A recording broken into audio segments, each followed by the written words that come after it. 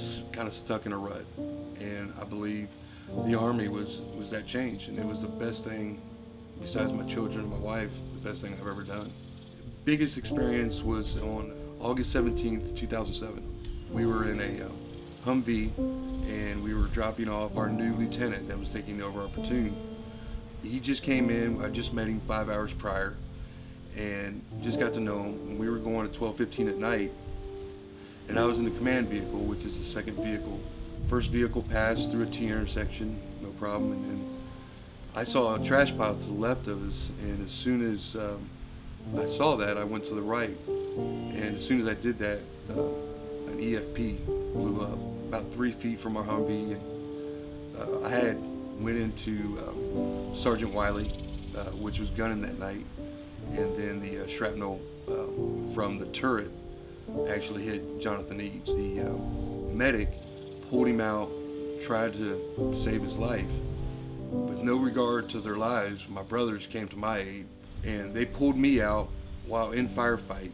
They were shooting from us from the left, and the Humvee was here, and I was right in the middle, and the bullets were actually hitting off of the Humvee.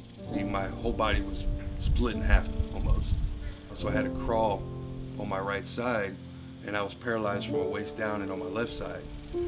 And as soon as I got into a safer zone, my brothers pulled me away and threw me into a Humvee.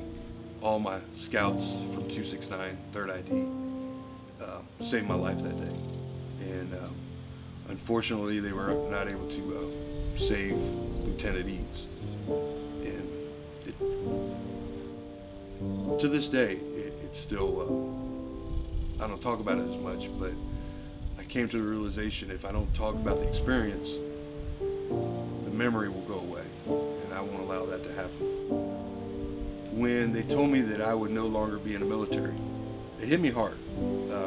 I'm leaving people I love, people I got to know, people I got to experience life with. When you transition, you're thinking of, I get somebody at the airport to say, welcome home. I didn't get that. I didn't even get a hello, and that was hard because I'm thinking of what are my brothers going through, and then I'm thinking what's going on with me, and I didn't have that support. So leaving my brothers was the hardest thing for me, the camaraderie.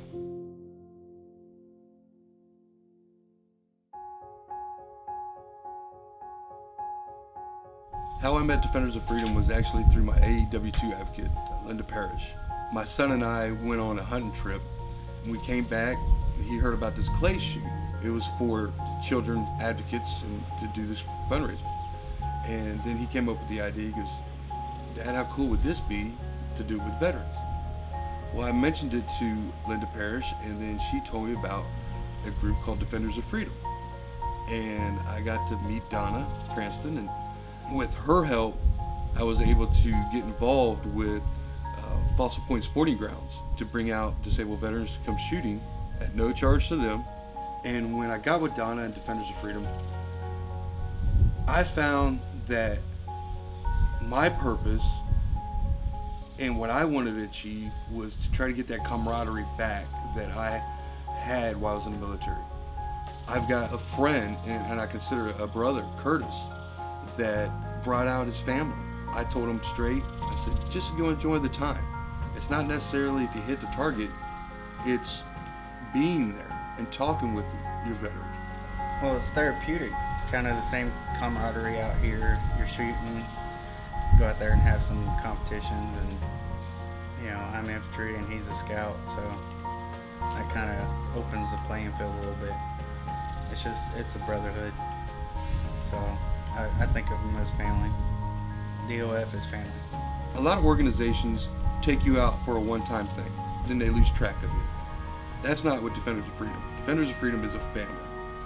Plain and simple, period. That's all it is about it. It's a family. It's a family that veterans need for someone to be, just check on them for a while or say, hey, we wanted to do this with you. I thought as soon as the military said, you're done, my oath was over. Defenders of Freedom put me back on track and made me realize when you take an oath, it's an oath for life. It's to serve your brothers. I understand it's to serve your country, but you get a bond with your brothers and sisters. And Defenders of Freedom allow me to expand my relationships with other people and want to give back.